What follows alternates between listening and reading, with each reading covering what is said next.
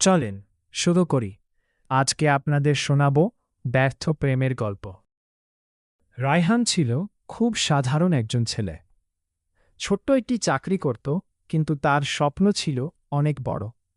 একদিন তার পরিচয় হয় মেঘলার সঙ্গে। ধীরে ধীরে বন্ধুত্ব, তারপর সেই বন্ধুত্ব ভালোবাসায় রূপ নেয়। রায়হান নিজের সব সুখ দুঃখ ভুলে শুধু মেঘলার হাসিটাই দেখতে চাইত। প্রতিদিন সকাল একটি ভালো থেকো আর রাতে একটি শুভরাত্রি, এভাবেই কেটে যাচ্ছিল তাদের দিন। কিন্তু সময় সবসময় একরকম থাকে না। মেঘলার পরিবারের আপত্তি শুরু হল। তারা ধনী পাত্র খুঁজে পেল, আর রায়হানের সামান্য চাকরি তাদের কাছে কোনো মূল্য পেল না। একদিন মেঘলা কাঁদতে কাঁদতে বলল, আমাকে ভুলে যাও রায়হান, আমাদের এক হওয়া সম্ভব নয়। রায়হান কিছুই বলতে পারল না, শুধু নির্বেদ দাঁড়িয়ে রইল। তার চোখের জলেই যেন সব কথা বলে দিল। কয়েক মাস পর মেঘলার বিয়ে হয়ে গেল। দূর থেকে সেই খবর শুনে রায়হান শুধু আকাশের দিকে তাকিয়ে বলল, যাকে সত্যিকারে ভালোবেসেছিলাম সে আজ অন্য কারো জীবনের গল্প। সেদিন থেকে রায়হান আর কাউকে ভালোবাসার সাহস পেল না। কিন্তু মেঘলার জন্য তার দোয়া কখনো থামল না। মেঘলার বিয়ের পর রায়হানের জীবন যেন থেমে গেল।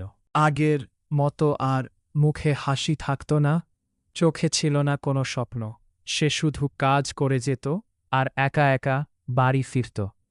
রাত গভীর হলে পুরনো মেসেজগুলো পড়ে দেখত, কিন্তু কাউকে কিছু বলত না।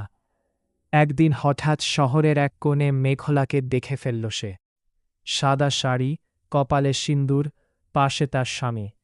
রায়হান দূর থেকেই তাকিয়ে রইল। মেঘলাও এক মুহূর্তের জন্য তার দিকে তাকাল, কিন্তু কিছু বলল না। দুজনের মাঝখানে তখন শুধু নীরবতা। রায়হান বুঝে গেল, কিছু ভালোবাসা পাওয়ার জন্য নয়, হারিয়ে গিয়েও মনে রাখার জন্য হয়। তাই সে ধীরে ধীরে নিজের জীবন গুছিয়ে নিতে শুরু করল। চাকরিতে মন দিল, নতুন মানুষের সঙ্গে কথা বলতে শিখল, আর নিজের ভাঙা হৃদয়কে জোড়া লাগানোর চেষ্টা করল। অনেক দিন পর এক সন্ধ্যায় সে আকাশের দিকে তাকিয়ে মৃদু হেসে বলল, সব ভালোবাসা এক হয় না, কিছু ভালোবাসা শুধু মনে রেখে বাঁচতে হয়। সেদিন রায়হান প্রথমবার বুঝল, ভালোবাসা হারালেও জীবন থেমে থাকে না। আর সত্যিকারের শক্তি হল ভেঙে পড়েও আবার দাঁড়িয়ে যাওয়া। বন্ধুরা, কেমন লাগলো গল্পটা? অবশ্যই কমেন্ট করে জানাবেন এবং লাইক সাবস্ক্রাইব করতে ভুলবেন না।